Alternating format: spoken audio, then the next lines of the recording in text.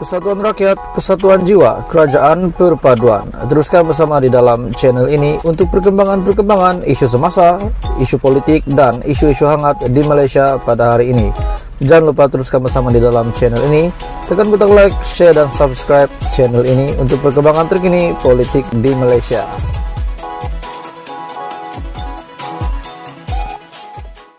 Tuan-tuan dan puan semua, ramai yang agak tak berpuas hati setelah beberapa timbalan menteri dan menteri diumumkan. Dan adakah selepas senarai ini diumumkan, adakah akan berlaku perlucutan jawatan atau bagaimana? Sebab ada yang kata kabel keluarga lah, ada yang kata tak layak menjadi timbalan lah. Jadi satu kenyataan hari ini yang sangat mengejutkan saya. Tapi sebelum saya teruskan, sila tekan butang subscribe supaya kamu tidak terlepas perkembangan terkini daripada channel ini. Rupa-rupanya, satu kenyataan ini, Agong berkenan terima menghadap Perdana Menteri untuk mesyuarat pra-kabinet. Bila saya baca berita ini, saya terfikir, tuan-tuan dan puan, adakah ini akan memberi kesan kepada Kabinet Kerajaan Perpaduan? Sebab tajuknya, Agong berkenan terima menghadap Perdana Menteri untuk mesyuarat pra-kabinet. Lalu saya bacalah berita ini. Setelah saya baca, isinya begini. Yang di-Pertuan Agong Al-Sultan Abdullah Riayatuddin Al-Mustafa Billah Shah. Hari ini, berita ini bertarik 12 Desember 8.20 malam. Yang di-Pertuan Agong hari ini berkenan menerima menghadap Perdana Menteri Datuk Seri Anwar Ibrahim untuk mesyuarat pra-kabinet di Istana Negara. Istana Negara dalam kenyataan yang dimuat naik di laman Facebook memaklumkan sesi mesyuarat pra-kabinet itu berlangsung selama 45 menit bermula pada 4.15 petang pada 12 Desember. Sesi ini juga adalah yang pertama buat Anwar sebagai Perdana Menteri selepas beliau mengangkat sumpah jawatan sebagai Perdana Menteri ke-10 pada 24 November yang lalu. Menurut kenyataan itu, turut dimuat naik 3 keping gambar yang menunjukkan Perdana Menteri mengadakan perbincangan dengan Seri Paduka. Mesyuarat pra-kabinet adalah antara aktiviti mingguan atau rutin utama Seri Paduka untuk berbincang dan bertukar pendapat bersama Perdana Menteri berkenaan urusan serta isu yang berkaitan kerajaan. Jadi mesyuarat ini sangat penting untuk sentiasa diadakan dan menjadi rutin, menjadi aktiviti mingguan ataupun rutin utama Seri Paduka bersama dengan Perdana Menteri ke-10 Malaysia pada hari ini, Datuk Seri Anwar Ibrahim. Rupanya bukan berkenaan dengan pembubaran kabinet ataupun menteri dilucutkan jawatan. Rupanya mereka hanya berjumpa. Agong berkenan terima menghadap Perdana Menteri adalah untuk mesyuarat pra-kabinet. Tapi berkenaan dengan soal kabel keluarga politik, kalau saya tak silap, adakah anda juga bersetuju dengan kenyataan ini? Sebab ada yang kata menteri yang sudah dilantik dan timbalan menteri yang dilantik, timbalan menteri yang dilantik di dalam Kabinet Kerajaan Perpaduan, ada yang kata dapat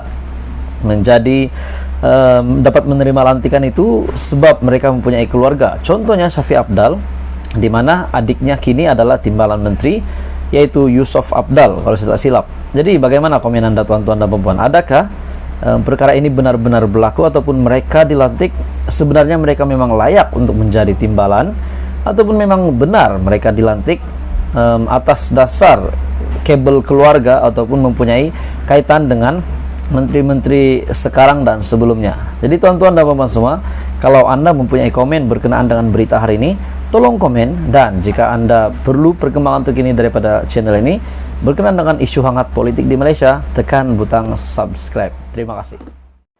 Tuan-tuan dan puan semua, adakah selepas DAP Sarawak mengumumkan kenyataan mengejutkan ini bahwa mereka kecewa selepas Kabinet Kerajaan Perpaduan Datuk Seri Anwar Ibrahim sudah lengkap, selepas timbalan-timbalan menteri sudah diumumkan?